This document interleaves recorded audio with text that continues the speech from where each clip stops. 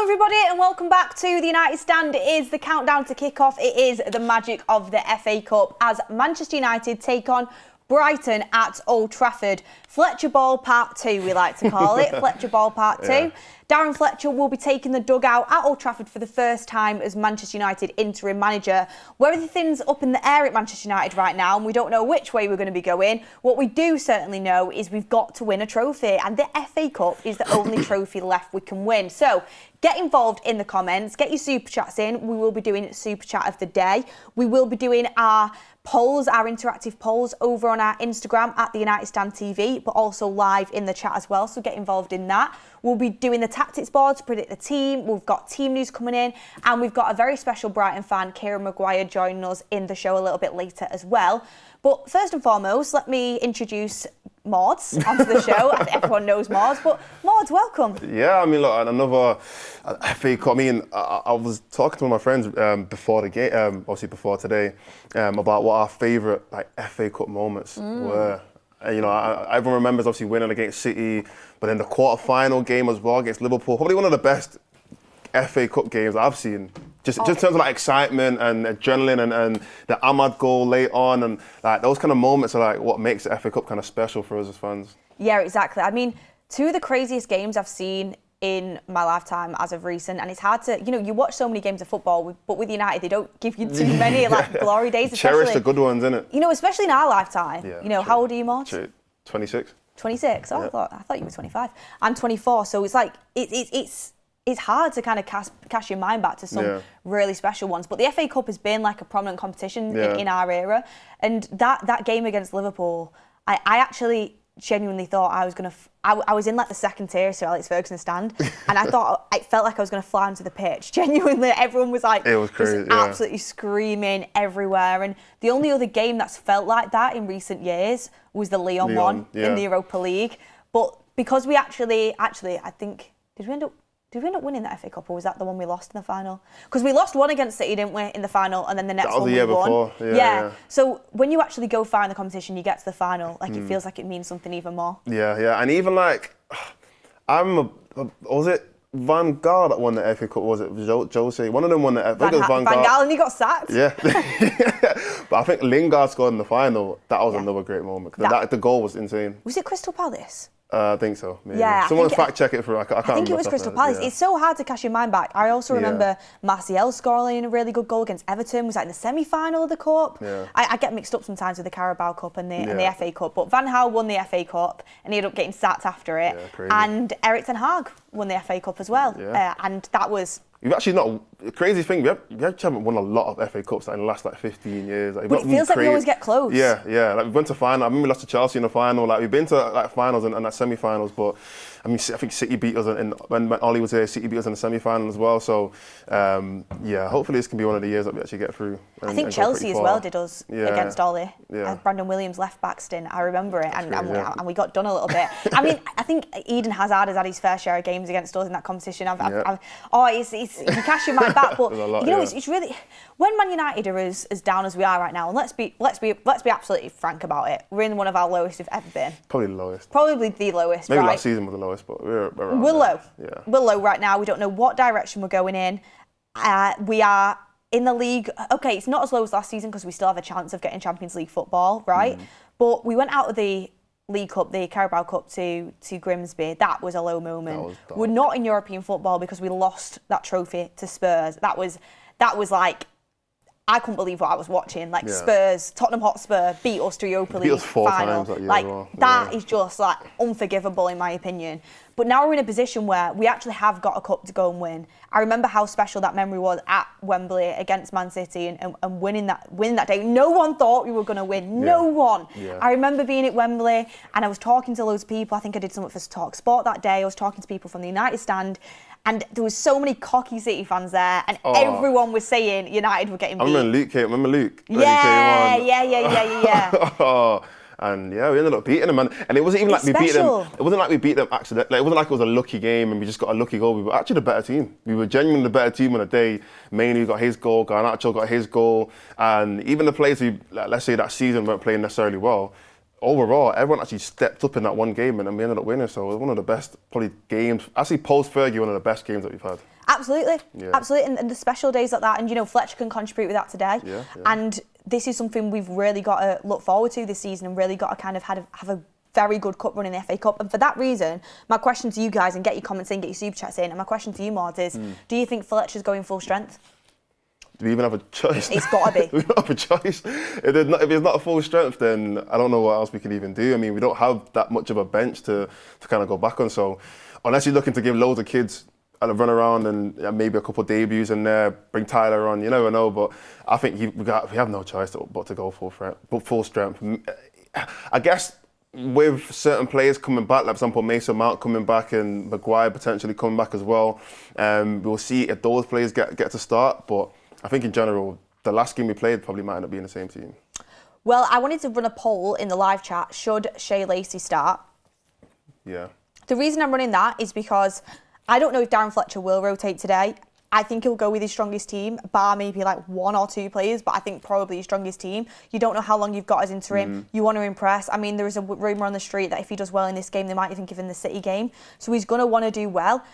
And I think it's crucially important for Man United to go through in this competition, and Brighton are a good side. I think they just held City to a draw. That was a really tough game for Man City as well, who are in title race-ish right now. So you've got to take them seriously. Yeah.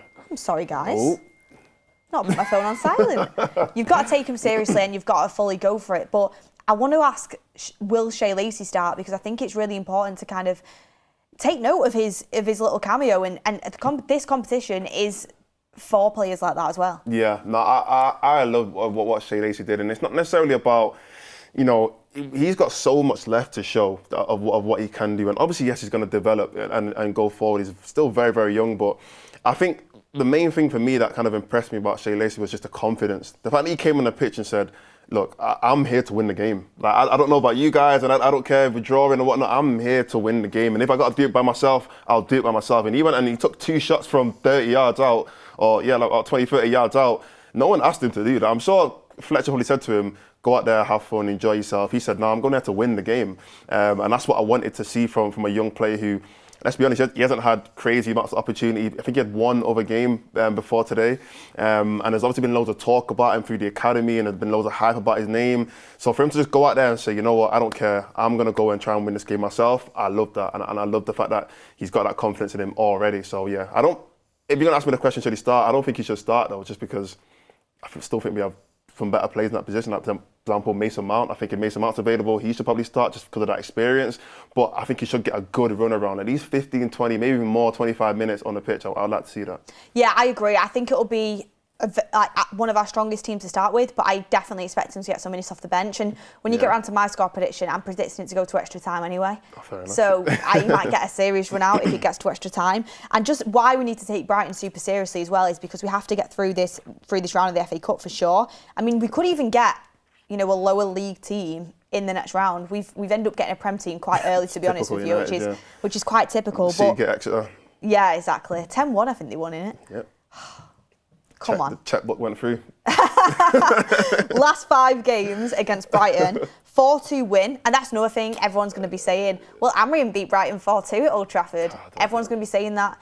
But I think that was one of the only convincing games we've had under Amrian, to be honest. It was convincing for about 50 minutes. And then we made a couple subs, and then it turned very unconvincing. Yeah, we had Mbumo and Awad back in that game as well, to be honest with you. But still, no excuses. You know, we've got to go and do the business today. 3-1 loss then in January 2025. 2-1 loss before that. A 2-0 win before that, and a 3-1 loss before that. So win, loss, loss, win, loss. Really, really tricky team Brighton have been for us, and I think it's going to be tricky again today. Unfortunately, we don't have Mbumo and Ahmad back. However, they will be back for the Manchester derby.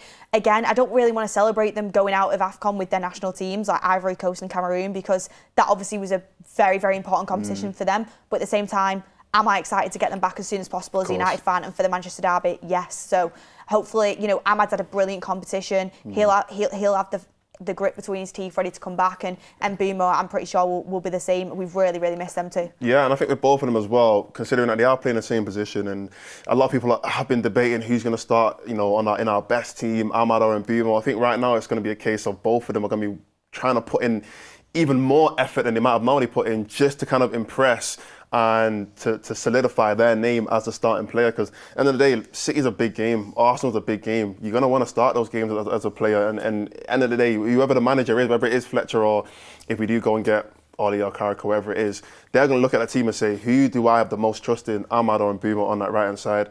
And I think, like I said before, they're going to have to impress and kind of prove themselves once again why they should be the starting player in that position. But it's interesting to look at the starting 11 today as well, because there will be players there with something to prove. That Manu is fit now, Mount is fit now, Bruno is, I think, half fit now, but probably will play. Bruno anyway. Yeah, exactly. He's going to want to play. We have got some players coming back. Yeah, we've not got them too, but we've still got a lot to choose from, which is why it's hard to go straight away. Yes, start Lacey, but we've got polls going, and we're going to get into them when we do the starting lineup, which me and Mordzs are going to attempt to put together in a minute. We have some super chats in. One from Away saying, "Looking nice, Beth, with this outfit." Thank you very much. Appreciate it. Kev United said, "Is there a protest today?" I don't think it is today. I think it's Fulham, the 1st of February, when the protest is planned for. So not today, to my knowledge. I'm pretty sure it is being planned for the 1st of Feb against Fulham, though. But we are going to get beat with that stick today. Well, if Amorim's in charge, we beat Brighton 4-2. I think that's something that will go against Fletcher if you don't manage to win this game. But I'm not thinking about managers right now. I'm thinking about an FA Cup trophy lift, and we need to do everything we can to do that. And the players need to know the importance of it as well. And I think from his press conferences, I don't know if you've seen him, Mordzs, but if anyone's seen him, Fletcher's press conferences, the one thing I do have trust and faith in him to do is instill these players with how important this competition is and how important this trophy is for Manchester United, because he seems to just be able to, it's a breath of fresh air listening to him, knowing the culture of Manchester United behind the scenes as well. Yeah, it's similar to when Ollie came in. The same thing, he came in and being an ex-player, being obviously a successful ex-player at the club, both of them have won the Champions League for us. Fletcher was there when we won in 2008, so both of them have been there at our absolute peak as a club. So they've got that inside knowledge of what it takes to actually be successful at United. DNA. The United DNA that everyone talks about. People don't like that at the moment. Yeah, I do think it gets thrown around a lot, but they understand the club a lot more than all the players probably do. And sometimes when you just speaking to players, that I heard when Ollie came back as well, I think United must have went on one of their mid-season little breaks where they go and train in Dubai or whatever it is, and a lot of the players, I think Rashford and Greenwood, all these guys, they were all talking about how and Lingard as well, they're talking about how they just sit down and listen to Ollie talk about United and listen to Ollie talk about some of the big moments and the mentality that they used to have back in the day, and how Fergie would kind of speak to them as a manager, and it kind of helped them as well understand what it takes, and that probably helped them at that time when it comes to playing and being able to have that confidence and that energy on the pitch, which I guess the previous players and the previous teams had. So Darren Fletcher and Michael Carrick as well, not just Ollie, they can also bring that into the team when they come in. So yeah, it can really help when having a player like Fletcher be able to speak to the players and obviously bring that confidence back to the team. But look, it's an interesting question about the manager situation right now. But just earlier, we were at Old Trafford to ask you guys, the fans, whether Ruben Amorim deserved the sack. No. He spoke the truth about how bad Ineos and stuff are. Because we were unlucky in the Carabao Cup. He's had injured players all the time this season. He needs these players to be sacked. Well, he needs these players to be... They were injured, obviously. So to sack him at this time, when all his players are injured, wait for him to come back and see how he performs then. Definitely, by where we're playing, it's just not right at the minute. So hopefully we can step up with our new manager, Darren Fletcher, this game, can get a win, and yeah, hopefully we bring it back. 100% get him out. Poor decisions with the team, just get him out. I think it was a bit harsh considering he didn't have his two star players, Bruno and Mbeumo, because he has made some good transfers this season, even with the money he had. So you wouldn't have done it? No, I would have waited a bit longer. I don't know, I think he'd run his course a bit. He'd had a lot of money spent with him.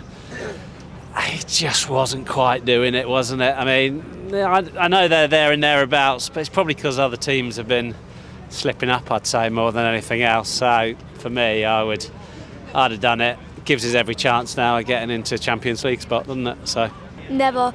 He finished 15th and didn't get sacked.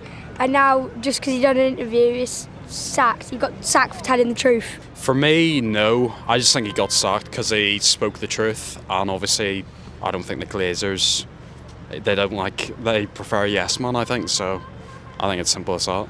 You look at where we're sat in the league, it's a lot of improvement from last season. He needed the time, and he plays a certain system, and we just weren't ready to give him the players to make the system work. Yes and no, it's such a hard one to, like, I don't know if he was backed how he wanted to be. But the midfield was a clear issue, but then he made a bit of a rod for his own back with his formation stubbornness, so hard to answer really. I think he should have been. Yeah, straight to the point. Yeah, then. I don't know, like, the tactics weren't going too well, and like, I don't know, probably, yeah, I'll say yeah. Yeah, he should have been sacked, Luke. The tactics weren't going great. What happened to your hat, Beth? Do you know what? When it's rainy and windy like that, fashion goes out the window, and you just got to do what needs to be done. I was pulling off like a mixture between Home Alone robbers and Arsene Wenger with that coat. But do you know what I mean? Like, it's the Manchester weather. If anyone's out and about today, you understand me. I'm gonna lie, it's gloomy outside. But that's Manchester weather. Like you said, it's Old Trafford. That's what we're used to. You know what I mean? So, I mean, look, guys. You guys know what part of the show it is. We're going to try and predict Ruben Amorim's, not Ruben Amorim, but I'm used to being Ruben now. Ooh. Darren Fletcher. Ruben's got a smile on his face in Portugal. Yeah, the guy's not stopped smiling ever since the news. Literally, so. I mean, that 10 million probably making him smile a bit more. So, Darren Fletcher's starting lineup. Who do we think Darren Fletcher is going to start? And we're going to go through it, and you guys are obviously going to agree and disagree in the comments. So let's start with the goalkeeper. As we all know, Senny Lamens, starter. Don't need to discuss him too much, but actually, to be fair, he might give Bindeer a cut run out. You never know. I can't. Me personally, I can't. Just because we need this. Like, we're out of every other competition. We're not in Europe. You go and give Bindeer a start. Bindeer's part of the reason why we weren't in. Did he not start for the Grimsby game?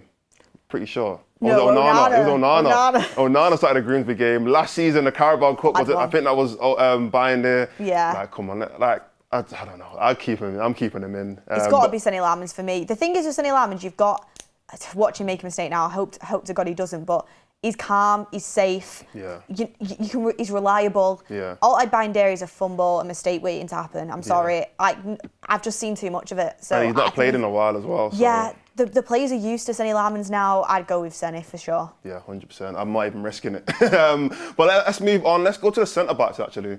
The two centre-back pairings. So we do have, I'm assuming, Maguire is going to be available. We've obviously got Aiden Heaven and we've got Lisandro Martinez, who are the main two centre-back pairings that we've seen. But who are you starting? And how do you feel like those two centre-backs have been as a partnership as well?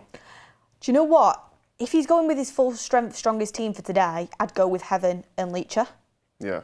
Because I think they've actually been pretty decent together. Okay, yeah, it's not been 100% perfect, but I think they complement each other pretty well. Yeah. And I think Heaven's really kind of grown into that role, and Martinez is sort of like a really nice, experienced leader next to him. Yeah. I just don't know whether he's going to go full strength or whether he's going to give somebody else a go. For example, is he going to give Lenny Yoro a go? Because if you bring Lenny Yoro in, it's not as if, you're bringing in like a terrible player. Yeah. Yeah, it's not as if you're bringing an inexperienced academy player in. Lenny Yoro's played a lot of games for Manchester United. Has he had his best times as of late? No. And he's needed to be taken out of the limelight because I think he's just going through a tough period. But there absolutely is a player in there. So he might want to play him in a game like today to get his confidence up. So, and then with Lisandro Martinez, he's had injuries in the past and he might want to protect him a little bit because he's been playing quite a lot of minutes recently. If it's full strength, I think he'll go with Fletcher and Heaven. If he wants to give Yoro a go, I think he'll go with Fletcher and Yoro. I don't see him going with Yoro and Heaven and resting Martinez because he'll want some sort of experience in there. Yeah. And Maguire, I think he's just come back. From what I can remember, Darren Fletcher in his press conference did say that Maguire is ready, but it'll be the same sort of load as what Mount and Mainu have had coming back. So I won't be surprised if with Maguire, he comes on rather than starts. If he starts, he might come off at like the 60th minute. Yeah. But if he's actually truly just kind of embedding him back in and not trying to rush him back from injury, then I assume he'd come on off the bench, especially considering he can be like that clutch player for you, can't he? Yeah. That's a good point though about Lenny Yoro. I actually completely forgot about your Lenny Yoro. I know, it's crazy, isn't it? He's not been started, he's not been playing a lot. So I actually feel like he might put Euro in just because it is a cup game, and Aiden having us started the last, I'd say, 6 games now or something like that. So I think he might actually give Lenny Euro a run around with Lisandro Martinez, and probably bring on, like you said, Maguire. Maybe even bring Aiden Heaven on as well, depending on how it goes. But bring on Maguire later on in the game. So I mean, I don't know if you disagree or agree with that, but I might put Lenny Euro in there. Go for it. I'm going to put You're the guy with the pen, Mordzs. I'm going to do it. Put Lenny Euro, and I'm going to put Lisandro Martinez. I just think he's going to go for something a little bit different, and just try. Again, it's not even a case of Lenny Euro is even a bad player to put in. It's just you know, he just had a bit of a rough season. So yeah, Lenny Euro, Lisandro Martinez. Now let's go to the 2 fullbacks. Again, is this just kind of picking itself, or dog you could be in there, or I was. Like, the sadder I am, I'm thinking about this all throughout my life. Yep. So I'm in the car, I'm in the shower, I'm thinking about Man United, you know how it goes. But I was thinking to myself, there's 1 or 2 ways Fletcher might do it. Yeah. Like, although Luke Shaw has started every Premier League game for United this season, there is always that thing in the back of your mind. He's playing a lot of minutes, he's really important, and he has had injury issues in the past. So does he rest Luke Shaw for the FA Cup game and put Dorgo in at left back and then have another option for one of the attackers in the front line? Because I think Dorgu will start no matter what. I think against Burnley he looked really promising, especially towards the back end of the game, and he was feeding Sesko really nicely. He can play left back, he can play left wing, he can play right wing. Is he the absolute best in all them positions? Not all the time, but he's got something about him, and I think he does deserve to start. So we could rest Luke Shaw and put Dorgu in at left back, and then on the wings. God, I'm so used to. Still getting used to it. I'm indoctrinated. I'm so used to hammering. On the wings, you could then have like Acuna, a Mount, a Lacey, even potentially. So I know you might want Dorgu's outlet in that front line because of the pace, and Mount and Cunha aren't exactly pacey players. The more got the ball, give and go, carry it like Cunha does. But I don't know, they're the 2 options for me. It's either going to be Luke Shaw or Dorgu at left back. It just depends which way he goes. If he does start Luke Shaw, and we're looking at that front 3, who do you think misses out then in terms of like Mount, Cunha? If you're saying Dorgu starts regardless, just for that pace, that outlet. I think I'm trying to. Bruno definitely starts. Yeah, I mean, look, I can put Bruno in right now, to be fair. Bruno definitely starts in behind the striker. Yeah. I think if Mount's fully fit, he'll go Mount over Cunha. You think? I think so. But it's just if he's fully fit or not. Yeah. He might bring him off the bench again. If not, it'd be Cunha and Dorgu like it was last week. Okay, cool. Against Burnley. But look, let me just put in Dallo anyway. Yeah, Dallo's going to start. Dallo's going to start anyway. What do you think, Mordzs? I think. Should we run a poll? Yeah, let's in the run a live poll. chat. Let's run a poll. Left back, Dorgu or Luke Shaw. Yeah. We're going to run a poll for the forward positions as well, so you could put Dorgu in a forward position. But for the poll in the live chat, Dorgu or Luke Shaw, just in the poll on Instagram and the live chat, we should say Shea Lacey start, by the way. In the live chat, 63% say he should, versus 37% said he shouldn't. And on our Instagram at the United Stand TV, if you want to get involved in the polls and all the interaction, we have 68% yes, Lacey should start. So are we putting Lacey in the team? Because we can put him in the team if we want. We're probably going to get it wrong. I mean, I think we will get it wrong because I don't think he'll start, but I think a lot of people are wanting it. They want it to. They don't think it will happen, but they want it to happen. Yeah. The people are wanting that. So I'm going to let this poll go for a little bit further. As I'm letting that poll go, let's do the midfield. Yeah, let's do the midfield. So I'm going to put Casemiro in there just because. Oh no, I mean, Beth, you give me, go on, talk. Sorry, I've given you the eyes, Anna. Do you know what it is? Casemiro, is he in our best team? Yes. Is Casemiro a 1 game a week, 60-minute man? Yes. He's been playing a lot of minutes. Do you know what I'm saying? So I don't know if he'll use this opportunity to go with Mainu and Ugarte. I think Ugate's held his own the last couple of games. I think he's done all right. Casemiro's the better player. Yeah. Casemiro was the better player. Yeah. But I thought against Burnley, Casemiro looked tired. He looked not himself. He wasn't tracking runners. He looked fatigued, in my opinion. Yeah. He's not a spring chicken anymore. As much as I love him, for 60 minutes a week, yeah. But, you know, we're going to need him fresh for the derby. I suppose that isn't till next Saturday, but still, so he's going to have a bit of a week. And he's going to have about a week. And against Burnley, I thought he looked a little bit tired. I don't know. Yeah, it's not a bad point. I'm just looking at it and I'm just thinking, Manu is still coming back from it. That's one player who, you spoke about Mount coming back from injury. So you think it's going to be Cassie and Ugarte again? I think if he was to start Manu, I don't think he's starting him next to Ugarte. I think if Manu does start, I think he's gonna start next to Casemiro just because Casemiro is he's a better player than Ugarte. If Manu doesn't start, then I think it'll be Casemiro and Ugarte, both of them two. So I think regardless, I think Casemiro's starting. This is the hardest starting 11 I think we've had to do. You go with it then, Mordzs. Let us know in the chat. Who do you think the two midfield pairings? Who do you think it's going to be? I think he will go just based on the fact that maybe he wants to go a little bit more attacking, and I guess Manu has more of an edge when it comes to going forward than Ugarte. I think he'll go Casemiro and Manu in the midfield. So I'm going to put Casemiro and Manu. Oh, I think he's going to start Ugarte. I think he's going to start. Go with Casemiro and Ugarte. Okay, we'll go Casemiro and Ugarte.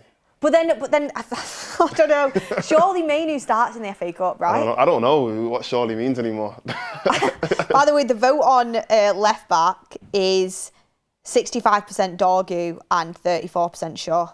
Oh wow! So I reckon put Dorgu in there. Do you know what? Should we do a poll for everything? Yeah. Right, let's do a new poll on the midfield combination. Let's do Manu plus Cassie plus Ugarte, and then Manu plus Ugarte. Okay, so you pick out the three. Have you got that? Greg. Have you got that? Have you got? So we're going to go Casemiro and Ugarte as a pairing, as an option in the poll. We're going to do Manu and Ugarte as a pairing on the poll, and then we're going to do Casemiro and Manu as a pairing on the poll. So you got all them combinations that you can pick from, if you catch my drift. And depending on, we'll see at the end, we might have to change it, because don't forget, like, this is what we think Fletcher is going to do. This is what we think Fletcher is the team that he's going to pick.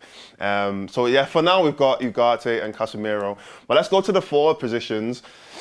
I think these two, we could probably end up running another poll for these two positions. So I'm still going to say that I think Cunha's going to start.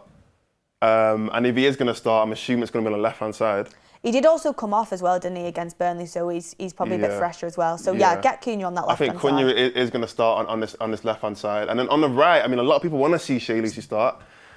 Mason Mount is obviously available. I think he's going to start Mason Mount.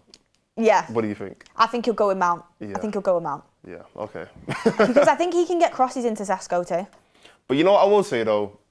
Dorgu, the last game... He's going to put Dorgu at left wing, isn't he? Dorgu, the last game, crossing in for Sesko... was nice. It worked. Yeah. It worked on that left-hand side. So he's going to go with Shaw and Dorgu, isn't he? He is. He is. Shaw, Dorgu and Cunha on the right. Yeah, he is. He's probably going to be the exact same lineup as Burnley, isn't it? Yeah, literally. And then obviously striker, Sesko. Benjamin Sesko, 2 goals.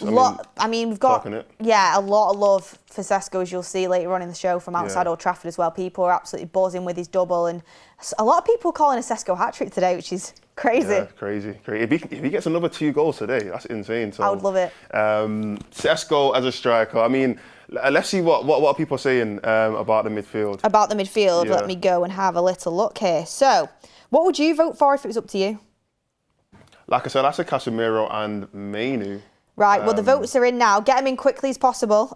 Super chats in from BZD. Says, hi, Beth and Mordzs. I'm travelling 37 hours from Australia to Manchester in March for the United versus Villa game at Old Trafford. Can I be on the United stand that week for absolutely anything? Look, send me a DM on Instagram and I will look for it. Send Mordzs a DM as well, because he might be, I mean, we can both look at it. Yeah. Send us a DM and we'll try and sort something out. But that is actually crazy, 37 hours, fantastic. So yeah, we'll try and sort something out. Definitely send a DM and we'll try and sort something. We also have Marlow United saying, in a 4-3-3, who do you drop in the front three? Will Sesko become a bench player? Well, that's the thing. He got a double against Burnley. He's got to keep proving himself. Interesting conversation. And Mbeumo and Ahmad are coming back, and it is going to be. The craziest thing is, this is going to sound wild, but the way Ahmad was playing before he left and the way Sesko is playing now, if Ahmad continues to impress and Sesko continues to impress, then it might actually end up being Mbeumo, if you think about it, because a lot of people say that they can't drop Ahmad from this lineup, and if Sesko is continuing to score goals, where does Mbeumo go? Left. True, he can play on the left as well, but then I guess you might want a left footer on that side, he is left footed to be fair, he can keep crossing the ball in. then I guess Cunha's gonna have to get other teams. Someone's gonna have to sit down eventually. Someone's gonna have to sit down. So it's tough because we really and truly want all of them to play at the same time, but we can't, can we? Yeah, exactly. Series Talk 987 says, how can anybody vote for Dorgu over Shaw? The difference in quality of players is enormous. Ricky's right. People are clueless. Wow. Well. I mean, he's got in there. He's got in there with his super chat. But in terms of the votes for the midfielders, it's absolutely gone off my screen. So if I could be informed, that would be brilliant. Or do you have it, Mordzs? Yeah, I got it. You got it? So I've got it here. So the question was, who should start in the midfield? Who should the two midfielders be? 14% said Ugarte and Casemiro. 31% said Casemiro and Mainu, and 55% said Mainu and Ugarte. Told you. I'm changing it. Mainu and Ugarte. Casemiro, take a seat. Take a seat, Casemiro. I think if that happens, though, Shaw will play at left back. And Dorgu a bit further forward, just to give you a little bit more assurity. Okay, yeah. So look, that is our team that we think, well, everyone's team, not just our team. It's like a mix of like everyone. Yeah, Everyone's pitched in. We rarely get them right anyway, to be fair. Shaw will start. Yeah, Shaw's going to start, let's be honest. But yeah, if you have any differences, let us know in the comments if you think any player will start, won't start. Obviously, hopefully, for the City game, we have a few more players available. I know Mbumo and Ahmad have gone out of the AFCON, so they will be available for the City game. Maybe De Ligt might be available. We still don't know about his injury. There hasn't been any real updates. There's literally been barely any updates on He De was Ligt supposed to be out for a minor injury. It's been like a month. Yeah, it's been so long since he's gone out. So that's another player who potentially could be in for the City game. And then who else is anybody else unavailable? Trying to think. No, I think that's everyone, isn't it? Might have our full team back soon, hopefully, if everyone's back. Mazraoui's gone to the semi-finals of AFCON. He's still on AFCON, so he might not be here till the end of January, to be fair. But yeah, that is our team, and like I said, let us know in the comments if you any changes. But look, we went outside Old Trafford and we went to ask a bunch of fans about who they think the interim manager should be for the rest of the season.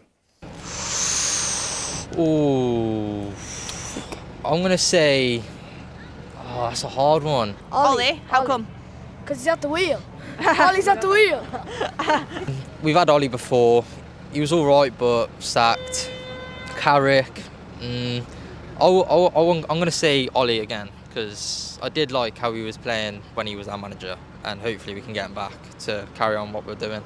Probably Fletcher. I think he's been doing an okay job. Like, even though with the draw, it was pretty unlucky. I think we deserved a win, really. Yeah.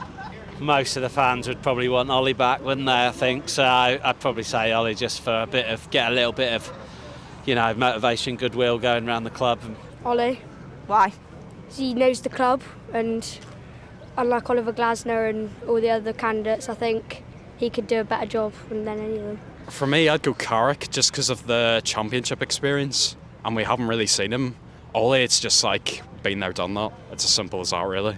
Yeah, I think probably Carrick as well for me. I think just Ollie, it's like what Goldbridge said, it's like going back to your ex. It's just, so yeah, Carrick for me, I think. Probably Ollie. Ollie. It's been there before, mainly the only reason, no others. Again, these are like the hardest questions ever. I'd probably edge towards Carrick. Probably edge towards Carrick myself, but I mean, if they could all join together, perhaps one way or another. But yeah, Ollie. Carrick. Something new. Carrick. Ollie. We're Ollie all the way, aren't we? Yeah. Ollie gonna Solskjaer? Yeah, we're Ollie. Bring Ollie back for a little bit. FA Cup or top six? What would you prefer? FA Cup, because it's more prestigious and it gets us European football at the same time. Ooh, I'll say FA Cup, win it. I'm with you on that. Top six. Probably top six for the long run. We get a bit of money in, and it just gets us a nice position to take us into next season. Yeah, I'd say probably top six as well, but FA Cup would be nice, wouldn't it? Both of them. How about both of them? Yeah, Can we try for that? We'll take that. FA Cup, just get silverware, and it's what United's about, isn't it? Yeah, you never know. You might get a trip to Wembley as well out of it. Yeah. I'd go FA Cup just because I like a trophy. It's just, as simple as that. Yeah, FA Cup, well, I mean, because when we won the FA Cup, it was probably the best day of my life as a United fan. Me too. Yeah, so... But then we haven't seen much, so... Yeah, gets us into Europe again as well, so... I'd have to say top six. We've got to get Europe. We've got to be in Europe in some form. I'll push it to top 5 now. I'll take the top 5 over. Just for the Champions League, because it's coefficient and all that, but FA Cup if it's only 6th. FA Cup, it's only 6, yeah. Mordzs, I need to ask you the same question. FA Cup or top 6? I'm saying FA Cup. Only because, like, I feel like we're not at the position now where, like, Fletcher's not going to be here he's not going to be here next season. Even if Ollie comes in, he's not going to be here next season. So I would just rather winning a trophy with a manager who's not going to be here than, you know, focus on trying to get, obviously try and get both anyway. You're going to try and get both, but I just think because the managers ain't going to be here next season, if we had our starting manager, you know, let's say it was a Enrique or whoever it is, then I'd say top 6 because then it's like I'm more focused on performances. But because they're not going to be here, I'll say, you know, let's just get a cup, nice happy days, but let Ollie ride out to the sunset and then that's it. Yeah, I think win the trophy that he never got to win, maybe. Yeah, literally, yeah. I mean, it was interesting how many people did say, you know, the likes of Ole Gunnar Solskjaer to come back in. If I said to you now, Fletcher, Carrick or Ollie till the end of the season, who would you go with? You know what it is? There's no real... I can't confidently say any of them are going to do well. Like, I can't confidently say Ollie's been here before, so he's definitely going to be able to do it again. Ollie had a better team when he came, let's be honest.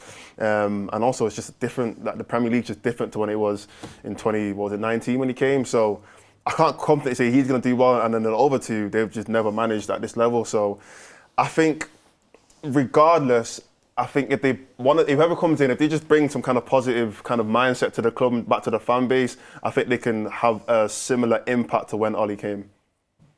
So where's your answer? I tried to give a political answer. Ain't going to work with me, Mark. I'm going to say, can I not do like 2? Yeah, go on. I'll put Ollie and Carrick.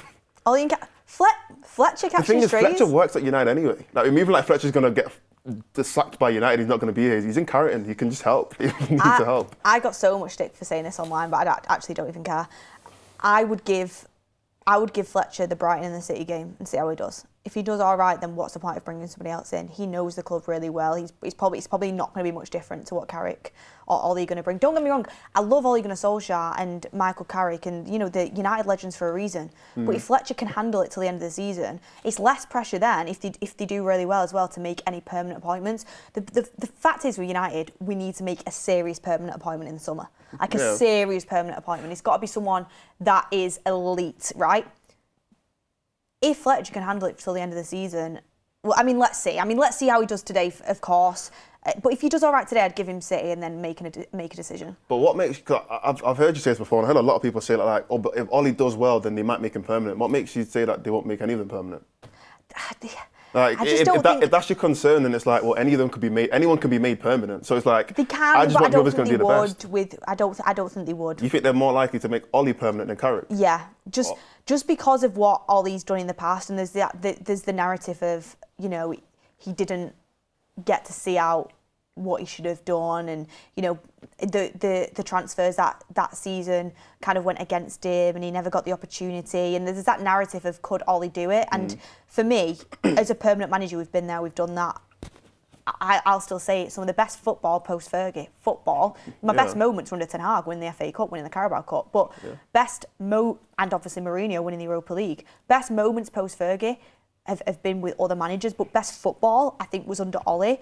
But I think he actually had a better team then than what he's got now. And I think as an interim, he actually would do a really good job. I do think that is his bread and butter. But I don't think we should... the thought of making him permanent, I just don't think it'd work out in the long run and we'd be back to square one. Yeah, no, I agree. I definitely don't think he should be made permanent. And I definitely... I'm hoping, I'm trying to give Ineos the benefit of the doubt. I know they've made some terrible decisions, but I'm trying to give them the benefit of the doubt that they won't make a stupid decision to make Ollie the manager again. I think that just doesn't even... If they were to go and do that, that to me would even prove even more that they just don't know what they're doing, because let's be honest, that should use a bit of common sense. Well, they succumbed to fan pressure with the Ten Hag thing. Was that fan pressure was just not good enough? No, with Ten Hag, when we won the FA Cup, they were going to sack him, weren't they? And then they didn't because there was fan pressure to keep him. Okay, fair enough. But that they made that mistake, and you learn from your mistakes. That's true. You know, you should learn from your mistake now. The amount of money that cost the club, they should know now. Okay, let's not do that again. So I'm just hoping that even if Ollie does well, that they're not going to think, oh, he's done well, let's just go and give him 5-year contract. It's just dumb. It's just a dumb decision. So I just want whoever's going to do the best, regardless of what happens at the end of the season. Whoever's going to do the best, and I think Ollie and Carrick together, Fletcher and the under-18s, but he's still at Carrington anyway, so he can help. I think that'll be the best combination. Well, that's Mordzs has spoken. 5 minutes till team news anyway, guys, and we'll see how close we were to getting it right as a team. Toby Scrimger says, love the classic look, Beth. Thank you very much. Fletcher in. Grim Gaming says, petition to bring Amorim back. #Glinios need to be forced out. I don't know who would sign a petition to bring Amorim back. No. I don't get the Amorim fan club on social media. I just cannot get over it. Like, don't get me wrong, I really wish you would have been successful. There's I've said it so many times, there's way more reasons than just him as to why he wasn't successful, but he's gone now. We've got to move on. Why does it even make sense? Because a lot of people say that the reason why they didn't want Amorim to be sacked is because they don't want to go through the whole process of sacking managers, and that, that it's more about United rather than Amorim. But if you care more about United, then you wouldn't be trying to bring Amorim back. You know what I mean? You care about what's going on what the next process is to getting a new manager in. But I feel like a lot of people are just thinking back. They're thinking about the past, and they're trying to think about, if we get Amorim, then hopefully, then maybe it's like, well, we're past that stage now. If you really cared about United, you'd be thinking about what we're going to do next and how we can get the best manager in and who's the next best option. So to me, like, constantly focusing on Amorim is not going to help United at all. We're just going to be sat here just depressed because we don't have a manager that you want. It doesn't make sense. If he had the same record for a West Ham and he got sacked, no one would bat an eyelid. Yeah.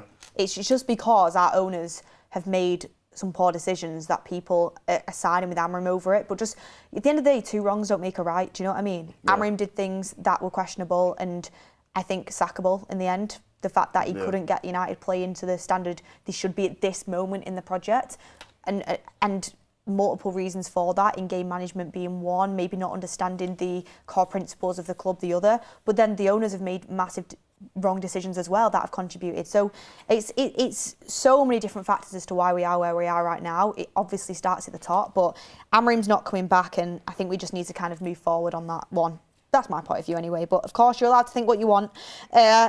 Almsey says, I edge towards Carrick too. Slider 1981 says, Doggy left wing, Cunha cam, Bruno right wing. Now get Bruno in the cam. Get Bruno in the cam. Put Bruno right wing. I'm not moving him around. He can play right wing, but his best position's the cam. Series Talk says, we've done that one, thank you very much. And AJ says, didn't want to super chat. Well, thank you for doing so anyway. But the best football under Ollie, you are just remembering the moments FC from YouTube videos. Ollie football was horrendous.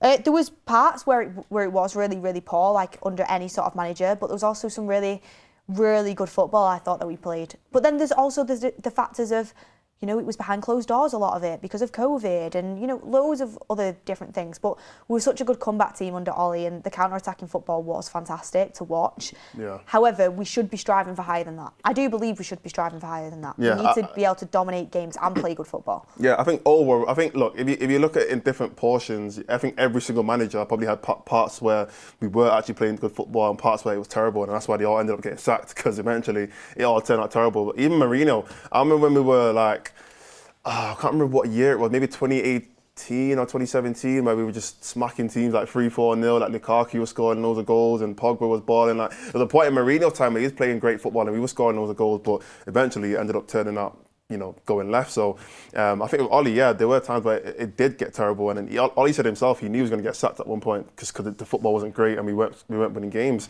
But I definitely think there was a high point where we were actually scoring a lot of goals, and we were playing more entertaining, like I said, counter-attacking football, and it looked good. It did look good, but eventually it fizzled out. So that's why I ended up getting sacked. Yeah, I mean, interesting conversations. M just says, I think we'll win, and thank you very much for your compliment there. I really do appreciate it. Thank you so much for all the super chats that are coming in. Team news should be out any minute now, so we will get it for you ASAP, and the Brighton team news as well. But Mordzs, while we're getting that in, do you think Brighton are going to cause us problems today? Well, look, I think Brighton. Everyone knows Brighton are a good team. Like, Brighton have always caused us problems. Even when we beat them 4-2. anybody who remembers the game, look, let's say for about 50, 60 minutes, we were the better team, but Brighton just switched it on, and they scored 2 goals, and I think Mbeumo got the last goal. Aiden Heaven passed it, and then Bruno kind of dummied it, and then it went through to Mbeumo, and we finally got that last goal. But up until that point, it was a close game. Brighton could have got that equaliser, and it would have been a completely different story. So, look, Brighton have definitely they've had our number, and they've got quality players. They've got a good midfield. Danny Welbeck loves to score against United, especially at Old Trafford. So it's not going to be super easy, but I think we've just shown in the past that we can get over these kind of hurdles. At the end of the day, look, it's a cup game. Anything can happen in the cup, really. Anything can happen. So we just got to hope that it's our day today, really. Do you know what is quite funny, Mordzs? Go on. This is an FA Cup game, not a Premier League game, so it's still another 15 minutes till team news. Oh yeah, it's later, isn't it? Yeah, it's later. We got so used to this hour and 15 beforehand Completely that we forgot it's an hour before. So no leaks coming out as of yet. We've got to wait another 15 minutes to team news, guys, so stay with us and we'll get that in. We also have Kieran Maguire, Brighton fan, joined us as well, which I'm super, super excited for. So keep getting your chats in. And we'll get chatting about that as well. Marshall says, how can a manager know the core principles of the United club when the higher-ups don't? There's no United DNA because the decisions makers don't get it. And that's a great super chat. Yeah, I like that. And it's facts. It's a straight facts. It's got to start from somewhere. It's got to start from the people who are making the biggest decisions. Because they, realistically, like, the foundation of the club is a fan base. That's what makes the club. But the people who kind of are the foundation of the actual football inside of it comes from the owners. They're the ones who create that, I guess, DNA almost at the club. And if they don't understand it themselves, at the end of the day, look, we've got a guy from City, and where's Wilcox from? I don't know, where did he come from? City and Southampton. Both City and Southampton so look, the 2 guys who probably don't even know the DNA themselves, so until they figure it out, I guess it's not going to be able to run through the rest of the club, so yeah, it's got to start from there. Yeah, I mean, John Walton says, Ole is a nostalgic band-aid, the cuts are deeper. Yes, cool super chat. The thing is, it's till the end of the season. It's getting us through till the end of the season. No one wants him full time, so yeah. Slider says, Ollie played Bruno on the right when Rashford played. Weekend Getaway says, the mistake we keep making is that we think this team is good enough. We'll lose today. The next manager will crumble with no January business and we will fail. Nice and positive super chat to get this Sunday FA Cup going. Come on, guys. Let's try and be a little bit more positive. We have Dev is Red saying, without players this January, it doesn't matter who the manager will be. The ownership won't fully back anyone and we will struggle.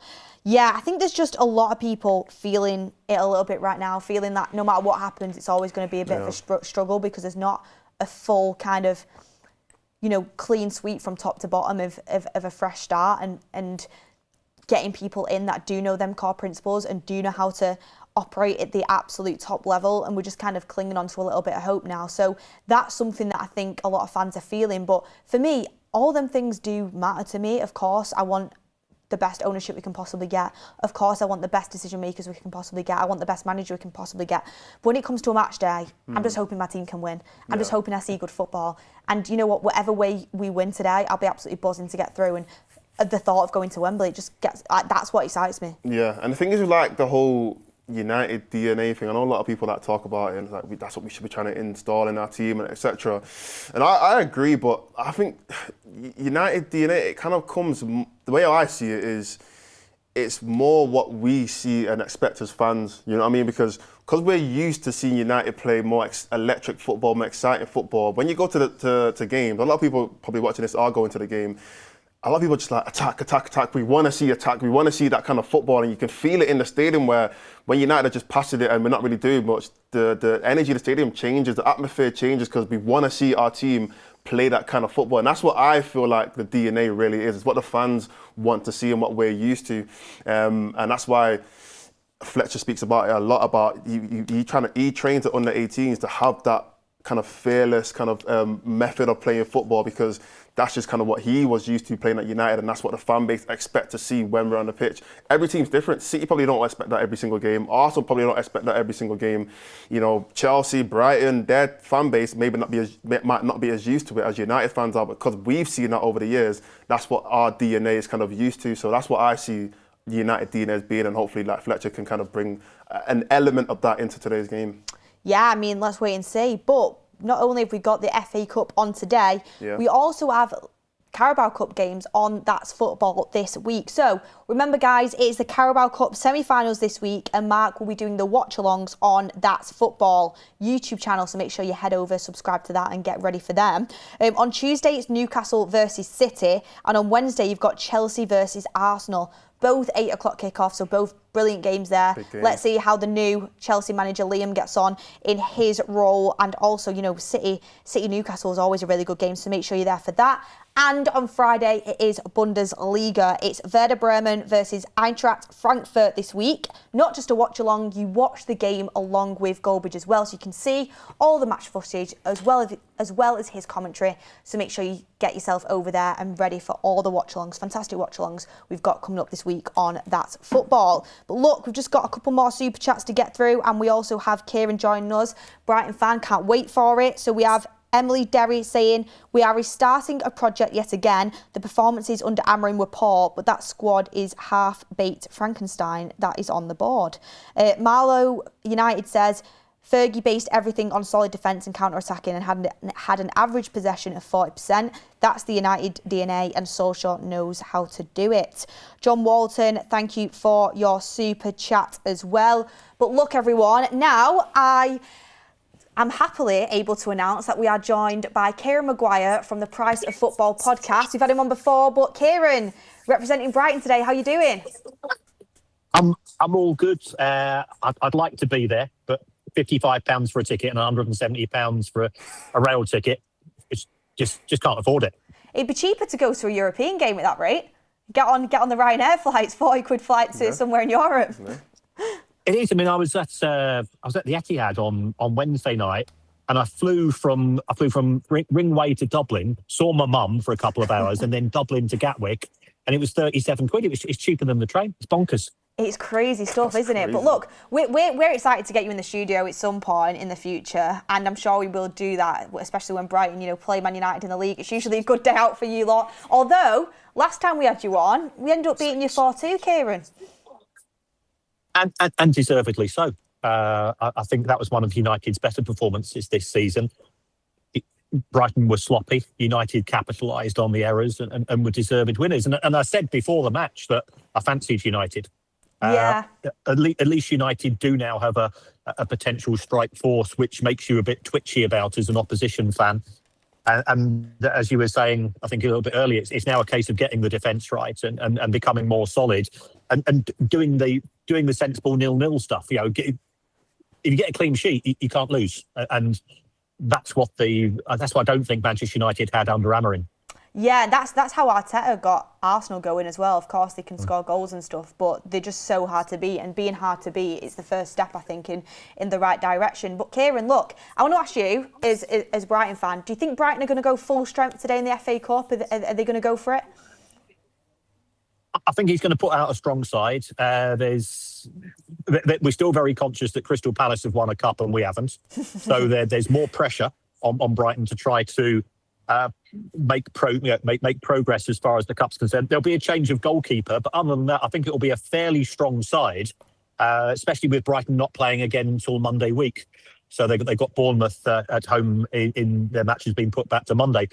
So there's no reason to put out a weakened team. I think there'll be 2 or 3 changes from perhaps what you might consider to be the strongest 11, but I'd expect a decent side, and I'd also expect the same from Manchester United. With Fletcher in charge, he wants to create a bit of an environment which more positive and to get the fans behind him. So I think it'll be a good game of football because neither can defend. Well, I was going to ask you about that. And we'll touch a little bit more on Fletcher afterwards and your thoughts on the whole Amorim-Fletcher situation, just from kind of like an outsider looking in. But your team, Brighton, they just drew to Man City, 1-1. Pretty good performance from them and a good result as well. How are you feeling around your team? Are you confident going into this game? No, we shouldn't ever be confident against a club of the magnitude of Manchester United. But at the same time, we've not disgraced ourselves in any match this season, with the possible exception of going to the Emirates. And Arsenal were the only side where we came away and said, we've given a real lesson in football. We're a solid side, not very exciting in the final third of the pitch, but we play neat football. So could we get a result? Yes. I've been to every FA Cup match between Manchester United and Brighton going back to 1981, I think was my first one. We've never beaten Manchester United, so unfortunately, I don't expect that to change today. Yeah, I'm gonna get Mordzs to come in as well. You've spoken to Mordzs a few times, so I'm gonna let him ask a question in just a second. But my final one before I pass you on to Mordzs is Man United are very much linked to De Zerbi right now. You've got experience with him as the Brighton manager. What do you make of him, and do you think he would be a good fit for United? I think he would be, because De Zerbi's box office. There is never a dull moment with De Zerbi in charge. And if you want cavalier football, I mean, I guess the closest I can think to it is he's not dissimilar to Newcastle under Kevin Keegan. It was that he wants the ball, he's prepared to take risks, he's quite happy to concede 3 because he believes that he can score 4. So he's an incredibly intense manager. He will be committed to whatever club he is at 24 hours a day, 7 days a week. As that was part of the reason he left Brighton. I think he was just... It's difficult to manage, though, and I think my main issue would not be in terms of the relationship between De Zerbi and the fans and De Zerbi and the players, but between De Zerbi and the board and De Zerbi and the owners, because he's constantly in everybody's ear. He wants more. He wants the best. He won't settle for anything less than best. And if you've got other people higher up in the club with different opinions, I think that would be the major area of concern. But he was certainly in contention before Amorim came in, because I think he was waving his potential offer around at the time. And yeah, Kieran, I want to ask about Carlos Baleba. You know, a player who was heavily linked to us last season, or the end of the transfer window. Obviously, he didn't end up going through. But this season, he's really struggled, and you know, he's not been able to, I guess, replicate the form that he had last season, even the season before that. And in your opinion, what are the reasons for that? So when you watch him week in, week out, what can you see that are the differences in his game now, I guess, compared to last season? You're absolutely right. I mean, he's fallen off the cliff in terms of the level of performance. He was injured pre-season. I think perhaps he came back too fast, and therefore he's never quite been 100%. But he's been hooked at half time on quite a few occasions, and that's fairly rare for one of your central midfield players. You think about who normally gets substituted, it tends to be the strikers, it tends to be the wide men, because they're the ones who are doing all the sprinting and so on. Perhaps his head was turned a bit, but you would imagine if you're a professional footballer, the one thing you want to do is to impress prospective owners and prospective signings in terms of where you could go. And you can't go any higher than Manchester United. So I think he's fallen in the pecking order behind Anderson and Wharton, who both have been very consistent this season. We're hoping that he'll be coming back now from AFCON. He's done well at AFCON, by the way, from what I understand, with an improvement in his performance. And if he puts in a second half of the season as he did for the whole of last season, then I would imagine he'd be under the scrutiny of a club of the magnitude of Manchester United once again. Do you think, price-wise, obviously we were quoted, I think, like 100 million at the end of the transfer window. Do you feel like Brighton are kind of holding on to him? Because I heard reports earlier this season as well that they said they're going to hold on to him for another season. Do you think they're doing that because they want to raise his price a bit higher? Because let's be honest now, if United were to go for him, saying that he continues his form to the end of the season, he wouldn't be worth 100 million. We might be able to get him for a lot cheaper. Do you feel like Brighton are going to say, you know what, we still want 100 million for him, so we're going to keep him for one more season and kind of hope that he gets back to his top form, and then United are going to have to end up, paying that 100 million for him? I don't think Manchester United will pay 100 million for him if he does move in the summer. I think the question Manchester United have to ask, is he the player that everybody thought he was 6 months ago? Because there have been many players who have had one good season and then drop off the radar. Yves Bissouma was quite similar at Brighton. He had one very, very good season, and on the back of that, he went to Spurs, and he's never really replicated that at Spurs. Caicedo spent a year and a half being okay at Chelsea. It was the same with Cucurella. So Brighton's a funny club in that regard, is that they will sell if the price is right. They don't have to sell on the cheap, because from a PSR and a cash position, they're very good. I mean, the owners and I know this was all great, I'd imagine, with Manchester United fans. The owner's put in 500 million of his own money, invested into the club. Clearly, you can't say that in respect of what's happened on the Glazer front. So they're in a strong financial position. They will sell if perhaps they think that they've got a good replacement as well. What they tend to do is that they recruit before they sell, whether they think they can got somebody of the calibre of Carlos Baleba. When he's on form, he's magnificent, but he's not been on form now for a good 6 months.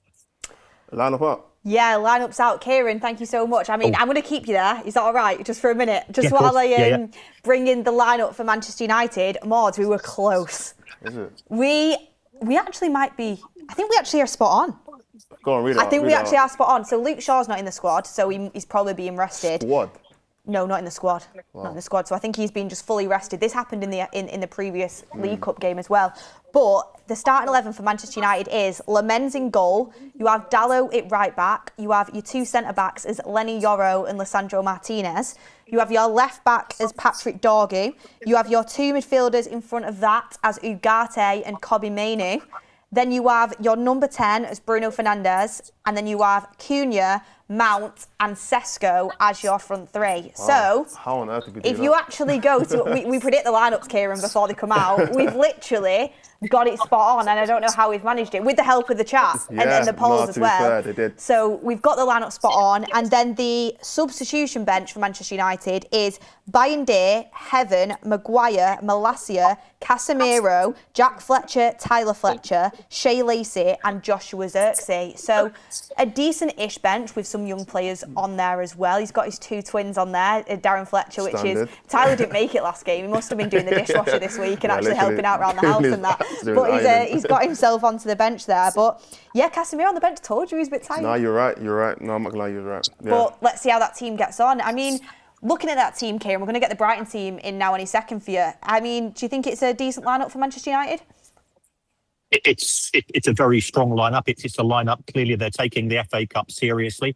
And by the sounds of it, you're in a WhatsApp group with Darren Fletcher that you're keeping very quiet about as well. In terms of getting it spot on, so fair play to you. It's a team designed to win, and I think it's a team designed to win in 90 minutes as well.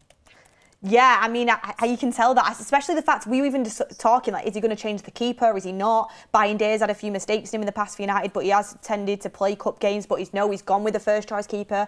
He's gone with Sonny Lamens, and it kind of makes sense, especially considering, he doesn't know how long he's got at interim right now. He's going to want to win. Man United is built off winning trophies. It's the only trophy we can realistically win this season, so it does make sense to go with a strong team. Just getting Brighton team news in as soon as possible, Kieran, but what do you make of the whole Manchester United situation with Darren Fletcher being the interim, Ruben Amorim getting sacked in the way he did? How do you see it from your point of view? From an outsider's point of view, it's a cause for concern. And the reason why I say that is that football clubs should have a strategy. They should know what they're going to do in advance. And from my observation, it looks like they sacked Amorim and then they thought, we need a manager. Yeah. But we've not spoken to anybody. And why have they not done their homework in advance? So, again, I think that calls into question. As an outsider, I think the problems are higher up than at manager level. And I've said that on many an occasion. And I don't think that the switch of ownership from the Glazers directly were under Ed Woodward and Richard Arnold to effectively, you've now got Ineos and Omar in charge. I'm not seeing any improvement there. So that's my concern. The budget is there. They've spent money. How well has that money been spent? I think there's still an awful lot of uncertainty. I'm not saying they've signed duffers, but there doesn't appear to have been a huge improvement. Yes, in terms of they're now, 5th, 6th in the table compared to 14th last season. But last season was a bit of an aberration. They've identified some of the weaknesses, and that does appear to have improved slightly. But I would have thought the Dan Ashworth thing was a farce. The Amorim saying, Jim Ratcliffe saying, only 3 months ago, we'll judge him at the end of 3 years. Don't be impatient, and then seems to flip. So that's my worry, that they don't appear to have a long-term strategy. And if you keep flip-flopping in football, you just end up wasting time and money. The clubs which are successful, Arsenal have stuck with it with Arteta, and he now looks like he's delivering. You've looked at other clubs, both City and Liverpool. They've stuck long-term with their managers and they've reaped the rewards. If you keep going 2 or 3 years maximum, get rid, rinse, repeat, you're not going to have success. And that's my worry. I lived in Manchester 40 years. I was educated in Manchester. My kids are born in Manchester. A strong Manchester United is good for the city. And I'm looking at it not from a football fan's point of view, but from a quasi-Mancunian point of view. Yeah, I mean, I completely agree with basically everything that you're saying there. I think you've hit the nail on the head, especially, through your experience of being in Manchester. It is really, really important as well. And hopefully you get that clear direction soon. I know you know a lot about the financial side of things with your podcast and everything like that, the price of football. Go and check it out, people, if you've not already. It's brilliant, especially if you want that kind of insight from Kieran when it comes to the financial point of view as well. But there's other stuff on there. It's really, really cool. But I've got your team news in, Kieran. You might have to help me with some of the pronunciations of these players because you know them a bit more than me. I'm not great myself. Okay, well, we'll go through it together. So we have Steele in net. We then have Veltman, and then it's Coppola. Am I right on that? Yeah, Coppola. Yeah. Boscagli. Yeah. Kadioglu. Yeah. Hinshelwood. Yeah. Gross, Gomez, Gruder, Rutter, and Welbeck. Am I right on that? Yeah, that's all good. Very good. Yeah, thank you very much. And then your bench is Verbruggen, Dunk, Van Heck, Watson, Costellus, Mitoma, Ayari, Tasker, Howell. Costellus is that young Greek lad, isn't he? Did you bring him from Olympiacos? Yeah, he scored. Yeah, he's one that scored at Old Trafford earlier this season. Yeah, I've heard good things about him. He's got a lot of potential. So for Manchester United fans not familiar with Brighton, there's no reason why they should be. They've replaced the goalkeeper, so they've given the reserve goalkeeper a run out. Mm-hmm. The 2 centre-halves have been replaced, so the 2 Duncan Van Hecker. Ayari, who's been the best midfield player, has been rested, and Mitoma, who is the brilliant Japanese winger, he's been rested as well. So Brighton have made more changes. I think Brighton are weaker than they were when they played Manchester City on Wednesday night. Okay. I think Manchester United are just as strong. Yeah, this is the thing. I was looking at that lineup and, I'm looking at the bench and I'm thinking, Van Hecker's on the bench, Dunk's on the bench, Mitoma's on the bench. I'm like, buzzing. Do you know what I mean? Playing a B team, we're playing an A team. Yeah, there's still some good players in there. Rutter is having a good season, is he? Welbeck always seems to do pretty well against us. But in regards to United, we should be pretty pleased with that Brighton lineup. But you say that and you look at that and then it always ends up being a different story, doesn't it? Yeah. So, the magic of the cup, anyone can do anything, can't they? Well, we saw that, and as a Brighton fan, I've got to mention Macclesfield beating Crystal Palace yesterday, of course. You can see what the cup can do, but this isn't a magic of the cup game, is it? Well, I think when the draw came out for Manchester United, Brighton's never beat United in the FA Cup, right? Oh, I know it. Yes. So if I was a Manchester United fan, I'd be quietly confident and even more confident after that team announcement was made. Cool. Right, we're going to finish off with the last 2 questions because I know you're in the pub and you're buzzing to go and watch Brighton, and rightfully so. But my second to last question is what we ask every opposition fan when they come on the show, and I think we asked you last time, but I'll ask you again. If you could take one player from Man United and stick him in Brighton's starting 11 today, who would it be? Oh, it'd be Bruno Fernandes. Yeah. I mean, since Sir Alex retired, Manchester United have spent over £2 billion recruiting players. And Bruno Fernandes is probably the only one that's improved compared to what you paid for him. So I think he's a magnificent player. He scores goals, he makes goals, he's a fighter as well. So I've got nothing but admiration for him. And also from people I talk to at the club, he's a thoroughly good guy. Some of the stuff that he's done on behalf of non-playing staff, if you knew about it, you'd be incredibly, I'm sure you're incredibly proud of him, maybe, but you'd be proud of him as a non-footballer as well as a footballer.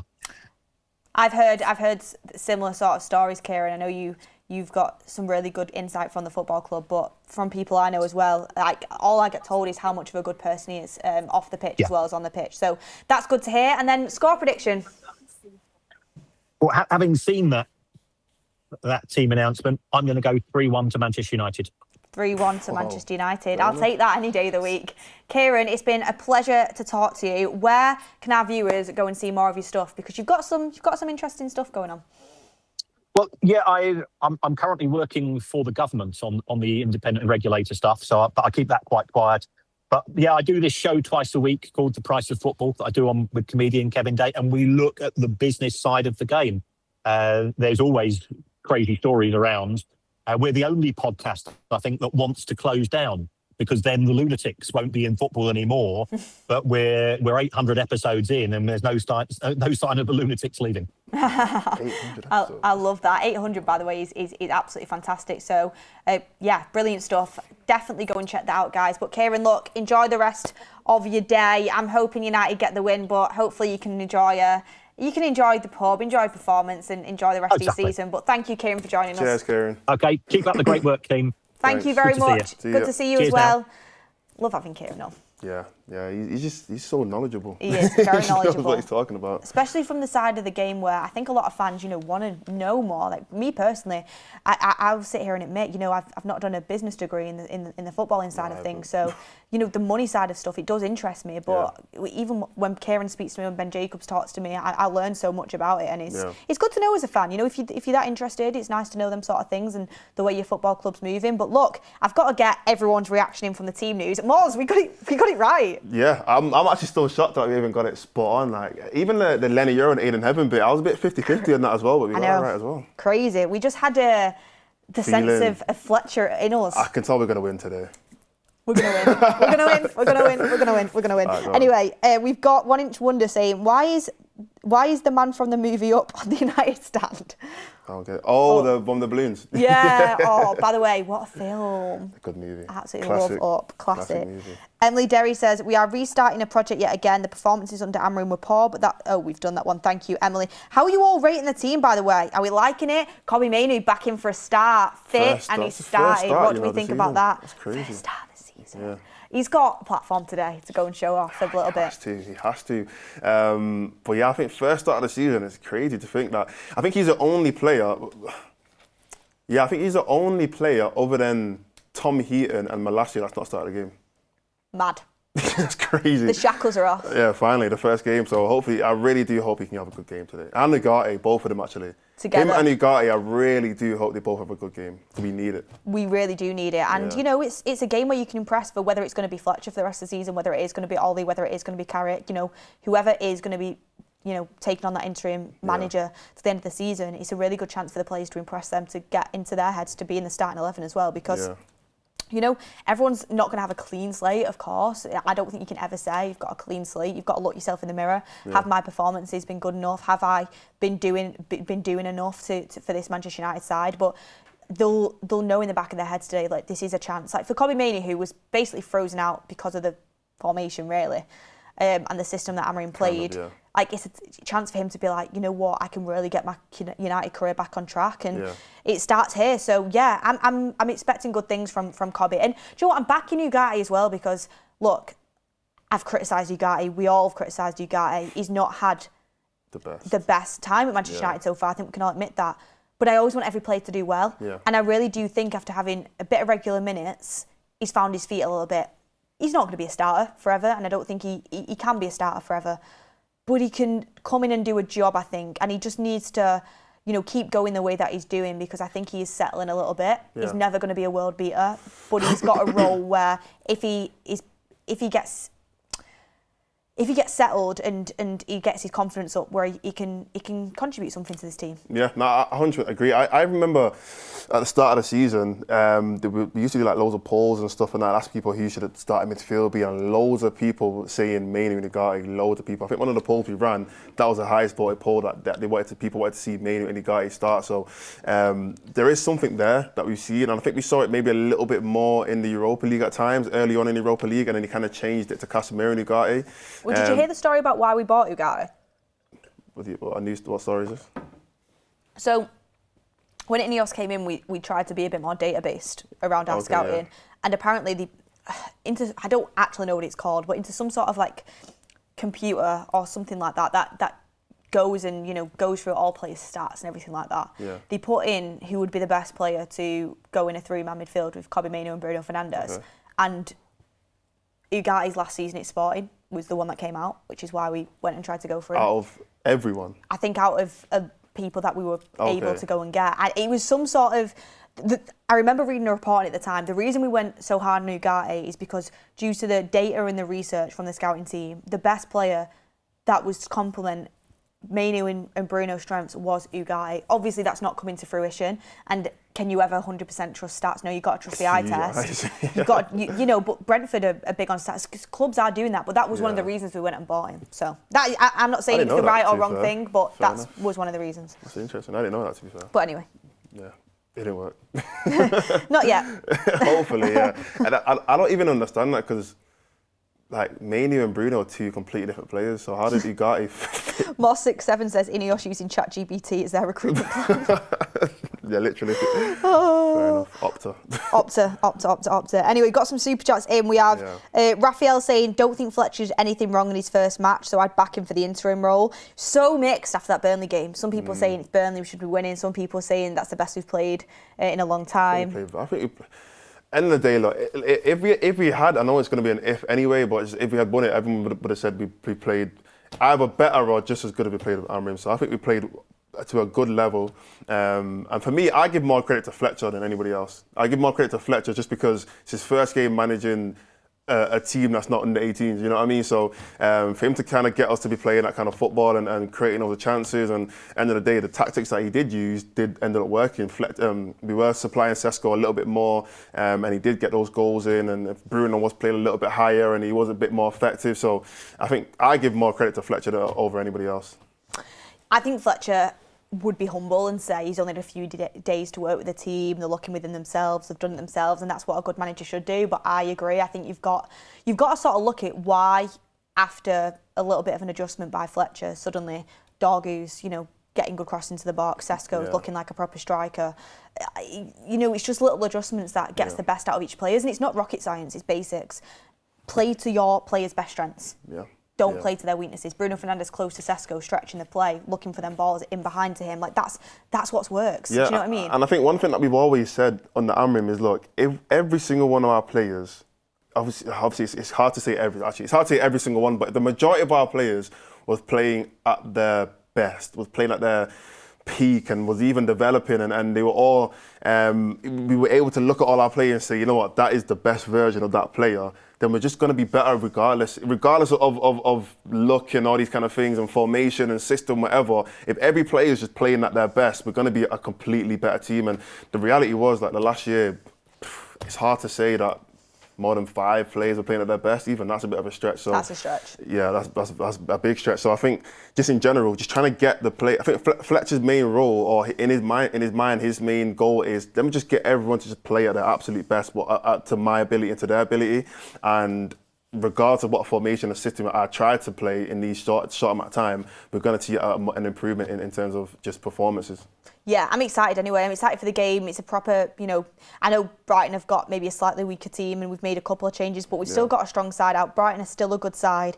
It's like a Premier League clash and it's in a cup game that's really important. You know, it could even end up going into extra time. So I'm excited for today's game to see how Fletcher fares and how this team does as well. And so much hope around Sesko getting another goal in as well. I'd love him to start, you know, flying a little bit. But look, Mordzs, we're going to do our score predictions in just a second. But we asked fans outside Old Trafford what their score predictions were for today's game. 3-1 United. Who's scoring? Bruno, Sesko, and Mason Mount. 2-1 United.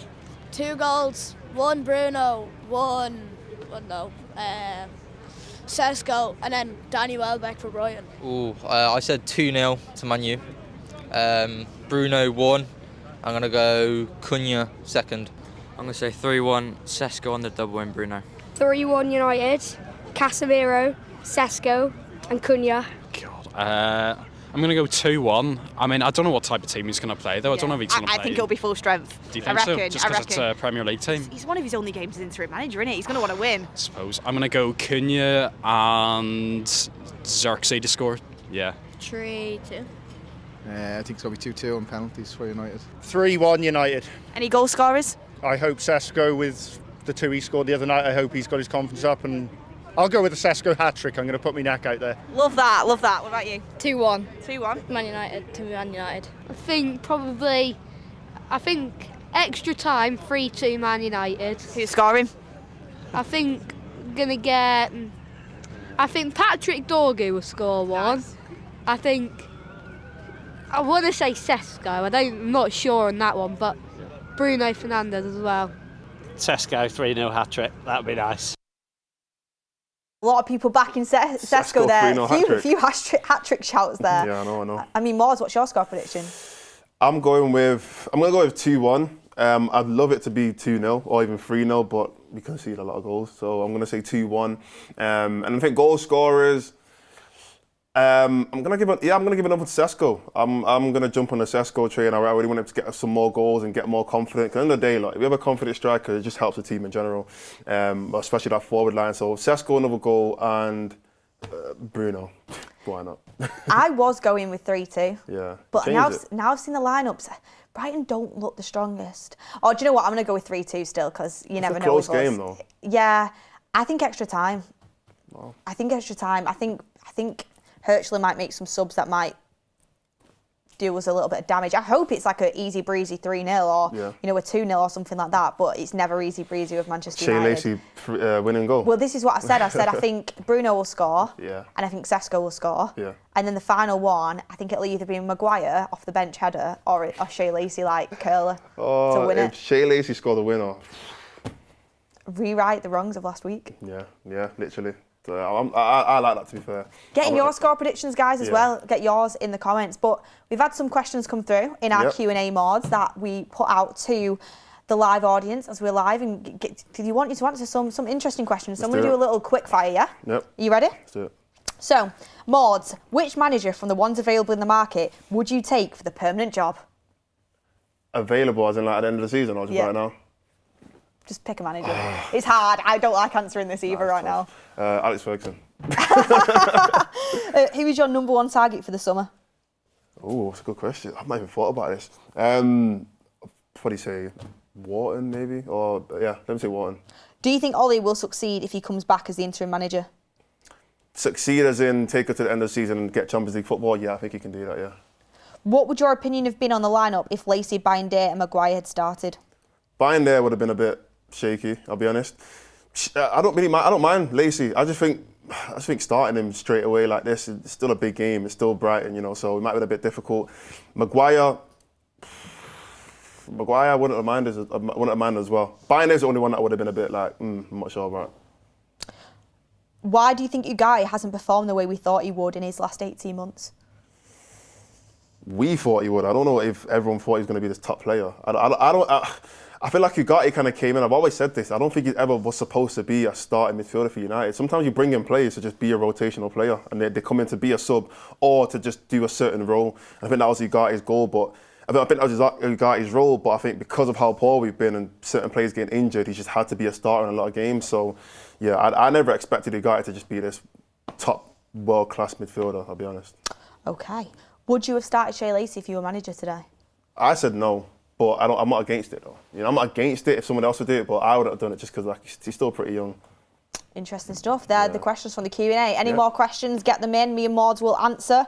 Daniel Thompson has said, "Hope you're well, Beth Mordzs. The United stand. Chaotic week indeed, and a tough game ahead. But FA Cup is so important, and it could be a lifeline into getting Europe. Let's go United." Yeah. I mean, I'd like to think we would get Europa League anyway, because you get Europa League, don't you, from FA Cup? Yeah. You'd like to think it, but you never know. You never know how the season's going to unfold. You've got some tough games ahead of us. And Europa League's top 7 if we get the 5th place Champions League, right? Or is it still top 6? No, it's still top 6, isn't it? So if the 5th place is Champions League, you get 1 in the Europa League, right? Or do you get 2 after that? 7. Might be. Someone clarify that. Someone let us know. It's so hard because it always changes. Yeah. We also have Raphael in the comments saying, "I don't think Fletcher did anything wrong in his first match. I'd back him for the interim role." Really interesting stuff coming from you guys. But Mordzs, player to watch. Player to watch. I mean, based off this lineup, I think today, player to watch, it's got to be Kobbie Mainoo. for me. I think it's got to be Kobe Mainoo. I think it's been a while since we've seen him get like a real good run out. And I think there's been loads of play. Like, I always speak about Aiden Heaven, about how, you know, his first start, I guess, this season was against Grimsby. Kobe obviously started that game as well, but his first start was against Grimsby, and a lot of people said after that game, Aiden Heaven's not good enough, etc. And then he finally got another opportunity, and he kind of proved himself from that point. And I think he's been great since then. So I think Kobe Mainoo, since that Grimsby game, hasn't necessarily had a great opportunity to get a good run on the pitch and have some great minutes. So hopefully today he can have that time and he can actually prove himself a little bit. Yeah, I feel you on that one. I think, by the way, it is 6th, because I thought it was just 6th when I looked at it last time, but it's saying here, I've looked it up, that the FA Cup winners and the team that finishes 6th in the Premier League will qualify for the Europa League. Okay, fair enough. So I'm pretty sure that it is that. And then it might depend on who wins the FA Cup. Yeah. Yeah. Oh, it's so complicated, guys. Yeah. But I remember this season anyway, there was like 9 teams in Europe or something like that. Something crazy, like there was like 9 teams in Europe because Chelsea won the Conference League and Tottenham won the Europa League, and yeah, it was all over the place. The way I look at it is, look, if you want Champions League football, get top 4. If you get 5th and you get Champions League football, brilliant. Well done. Amazing stuff. You know, it's kind of silver lining there. But if you want Champions League, you've got to be looking at top 4. If you want Europa League, you've got to be looking at 5th, 6th. Do you know what I'm saying? So it's one of them where I don't really want to count for any. I don't want to have to rely on other teams for us to get European football. I want to go out there and get it ourselves. I mean, I'm still holding on to the hope of Champions League football, to be fair to you. Would you take Europa League, though? I take some sort of European football over nothing, because this season without it, it's been... Yeah, obviously, like, our expectations have dropped. Let's be honest, our expectations have dropped. I would have loved, at the start of this season, actually I'm lying, because we finished 15th. But I say from when Amram came in, I would have said, I want Champions League. That's my main goal for this team. Get us back into the Champions League. I'm tired of this Europa League music. I don't want to hear it no more. I just want to see Champions League. But now I guess the expectations for this team have just gone down, haven't they? And a lot of people are kind of just happy with some kind of European football. So I think after we finish 15th, you kind of have to take a Europa League. But let's be honest, where we are on the table, I want Champions League. I want it. So yeah, I think that's what I'm kind of rooting for. City and Arsenal next. Tough games. And you never know the team. We could end up winning both of them. That's just the United thing to do. Let's be honest. It's the United thing to do, to go and beat City and beat Arsenal. It's at home. The Arsenal game's at home anyway. No, the Arsenal game's at the Emirates. Which one's at home? Is it City game's at home? City game's at home. Yeah, it's all around, yeah. Derby at Old Trafford. 12:30 kickoff. Give it Fletcher, man. Give it Fletcher. Yeah. Watch him go out there and drop a stinker today, and everyone's like, what are you on about? But no, I have positive feelings about today. And Old Trafford, I think, will be electric today. Yeah. I think the atmosphere is going to be absolutely insane, because obviously you want to back the team in the FA Cup, but also you want to back Fletcher as the interim as well. It's a tough job. Yeah. I mean, I wonder what's going through his head at the moment. He's shaking right now. He's shaking. He's probably thinking, I don't know, you know. I couldn't tell you, honestly. We will never know. But yeah, he's probably shaking as well. Yeah, I mean, I think my player to watch today would be Benjamin Sesko. Yeah. I think we waited so long for him to actually start looking like a Man United striker. And I know it's only Burnley, and like Yoker has got a brace against Burnley. Do you know what I mean? And he's not been great. But any sort of signs of my striker starting to come to life, I'll love to see it. I mean, his movement in that Burnley game was great. I think it's the most shots he's had as a United player in one game. Yeah. Which it was good to see. You know, we were actually getting balls into him. And yeah, he missed a few chances where he could have done better, but he's actually getting himself in the areas. And that's the most important thing. Like, when we had Højlund, like, as much as I felt like it was maybe a bit early for him and we didn't give him as much help as he could have needed, he wasn't even getting chances. Yeah. Like, he was barely even touching the ball in the box. Do you know what I mean? Everyone was like, he doesn't get service, he doesn't get service. Sesko is actually getting opportunities. Like, he's getting into moments where you're like, oh God, I wish he could have done better with that. And then the 2 goals he did score, you know, it's penalty box, striker situations. You know, that one where that crossing from Dorgu was just a typical Sesko, his bread and butter sort of goal, striker goal. The one that Bruno puts in and he kind of spins and puts it bottom corner.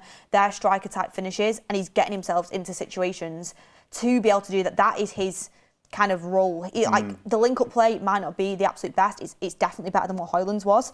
And, you know, there's other areas of his game that he absolutely needs to work on, but he's getting himself into them positions, and that's the absolute basics that you want to be able to see from your striker. I think there is a player in there, I really do. Yeah. But he needs his adaptation. And I was speaking to my brother a little bit about this, and he was like, well, Ekitike didn't need adaptation, did he? He's young and he's coming to Liverpool and he looks great. Every player works the same. Every player's different. Look at Wirtz.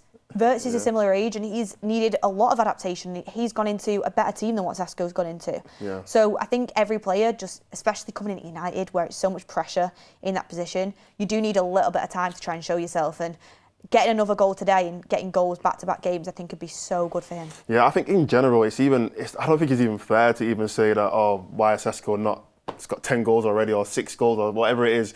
I don't know how many goals he's got in the league after those 2 goals he's got on Burnley. Maybe someone let us know in the chat. But I think we should just be... The other players around him need to just...